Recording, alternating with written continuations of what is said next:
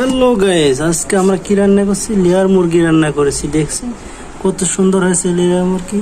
সাথে আছে আস্তা রসুন, অনেক কিছু দিয়ে রান্না করছি। এইদিকে আমার ছেলে বয়ে আছে, চিল্লে দিয়েছে। আর আমরা এদিকে মুরগির মাংস ভিডিও করতেছি। লেয়ার মুরগি আজ আমরা এটা খাবো। এই যে আস্তা রসুন আর মুরগির পা, কাঁচা মরিচ, তিনটা মুরগি নিয়েছি, প্রায় 3.5 কেজি 6 কেজির মতো। যে রসুন, মুরগির ডিম বের হয়েছে বড় বড় 2টা। এটা আমার ছেলে খাবে। এই যে আমার ছেলে এসেছে, গেছেন।